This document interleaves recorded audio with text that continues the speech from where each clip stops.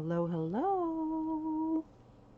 So I'm going to share a stitch that I invented, and now there are lots and lots and lots of stitches, crochet stitches, books of crochet stitches through the generations. So maybe somebody else has created a stitch like this and called it something else. If they did, I don't know about it.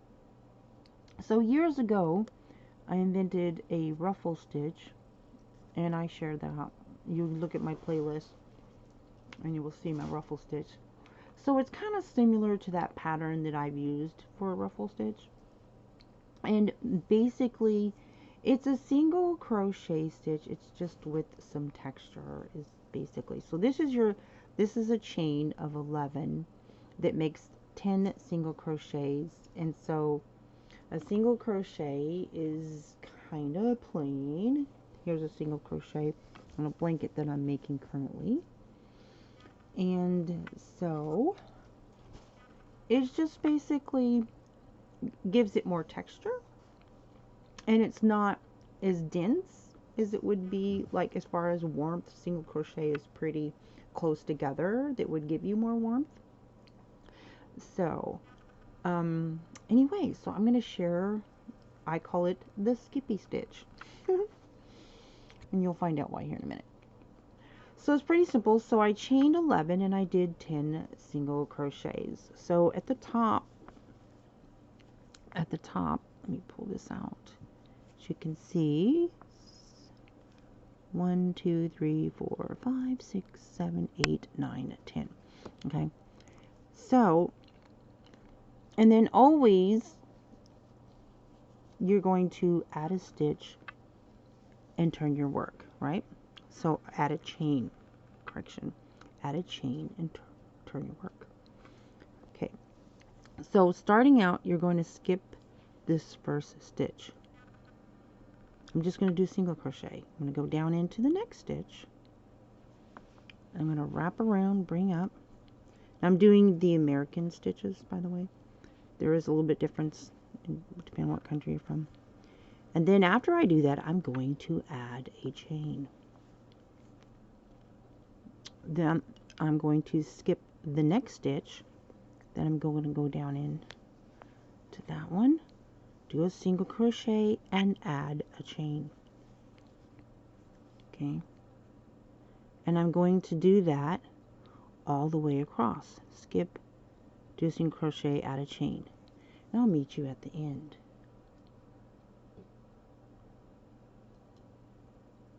Well, okay, at the end, because I skipped this one, and then I'm going to go down into here, and this last one,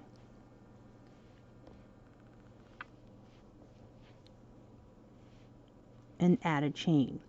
Now normally, because you're turning, even though you were adding a chain, that would be the end of your, whatever your work is for that row, and then you add a chain. Well, you don't, because when you add that chain after each one you do, that's enough. And then turn your work. Okay. Now you're just going to repeat that. Now you'll notice something different about this row. You have this tiny little, where you added a chain. It's not even like a full stitch. So you have like this normal hole here, and then you have this small hole, right? You see what I'm saying? The difference here. So you're going to skip, work into the small hole, skip, work in the small hole, skip, work in the small hole for every row. And it's just that simple, right? So I skip the normal size hole and go into that stitch from the row before that was where you added a chain. Finish your single crochet and then add another chain for the next row. So that way you're not going to be decreasing, and you're going to keep the same amount of stitches. For the next row you'll have another chain to work in, and it's the same. It's going to be the same process. Skip the normal size hole, work into the smaller one, single crochet and add a chain. And you just do that all the way across, and it just gives it a variation, just a textured look. It's textured but also flat. Now, when I do a ruffle stitch, I add a chain between each crochet. Like if I'm doing a double crochet, I'll add a chain, double crochet, add a chain, and then you keep working in that, and that is a really easy way to do a ruffle stitch. I did a whole tutorial on that a few years back on my ruffle stitch. So this is basically, instead of working a pattern that works into a ruffle stitch, you just keep doing it for a single crochet, and it just gives you a textured look. So it's like the lemon peel stitch is basically single crochet, double crochet, single crochet, double crochet, and it's a little bit more poofy though. This is more, I think, more flat of a textured look. And anyways, so that is my Skippy stitch. It's the Skippy stitch. I thought that was cute, Skippy stitch. And anyways, maybe you've seen this before and called it something else. I don't know, but I didn't know about it. So, anyways, and I have other stitches that I've created. One of them I did, I think, maybe last year, called the pole stitch. And I have a whole slew of tutorials and things that I've made. I've learned a lot of other things from great people, all my yarny friends on YouTube. And so anyways, thank you for watching this. If you're interested in any of my crocheting, let me know.